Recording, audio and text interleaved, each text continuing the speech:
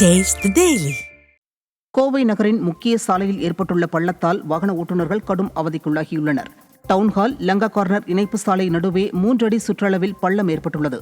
இந்த பள்ளத்தில் மழைநீர் நிரம்பி ஜல்லிகள் பெயர்ந்துள்ளதால் இந்த வழியே செல்லும் வாகனங்கள் விபத்திற்குள்ளாகும் நிலை எழுந்துள்ளது.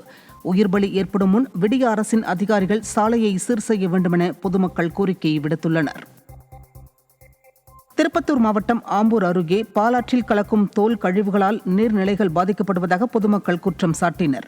பாலாற்றில் வெள்ளப்பெருக்கு ஏற்பட்டதை சாதகமாக பயன்படுத்திக் கொண்டு தோல் மற்றும் காலணி தொழிற்சாலைகள் கழிவு நீரை நேரடியாக ஆற்றில் திறந்து விடுவதால் வெள்ளை நிறத்தில் நுரை படர்ந்து துர்நாற்றம் வீசுவதாக மக்கள் புகார் தெரிவித்தனர். விடியா ஸ்டாலின் அரசின் மாசு கட்டுப்பாட்டு வாரிய அதிகாரிகளின் அலட்சியத்தால் நீர்நிலைகள் பாதிக்கப்படுவதாக கிராம மக்கள் குற்றம் சாட்டினர்.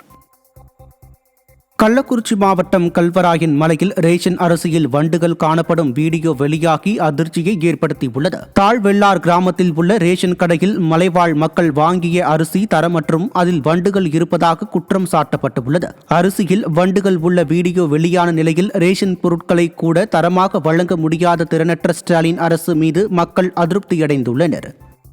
காஞ்சிபுரம் மாவட்டம் குன்னம் ஊராட்சியில் இருந்த நெல் களத்தை முன்னறிவிப்பின்றி அகற்றப்பட்டதாக விவசாயிகள் குற்றம் சாட்டினர். விவசாயத்தை பிரதான தொழிலாக செய்து வரும் குன்னம் மக்கள் நெல்மணிகளை உலர்த்த அங்கிருக்கும் களத்தை பயன்படுத்தி வந்தனர்.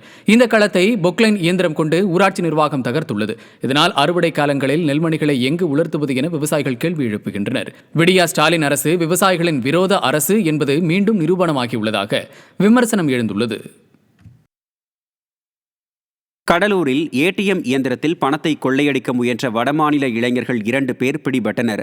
செம்மண்டலம் பகுதியில் உள்ள தேசியமயமாக்கப்பட்ட வங்கி ஏடிஎம் இயந்திரத்தில் மர்ம நபர்கள் சிப் வைத்து பணம் திருட முயன்றுள்ளனர். இதையடுத்து சிசிடிவி காட்சிகளின் அடிப்படையில் உத்தரப்பிரதேசத்தைச் சேர்ந்த 2 இளைஞர்கள் பிடிபட்ட நிலையில் விடியா ஆட்சியின் கும்பகர்ண தூக்கத்தில் இருக்கும் காவல்துறையால் கொள்ளையடிக்க ஏற்ற மாநிலமாக தமிழகம் மாறியுள்ளதாக மக்கள் வேதனை தெரிவித்துள்ளனர்.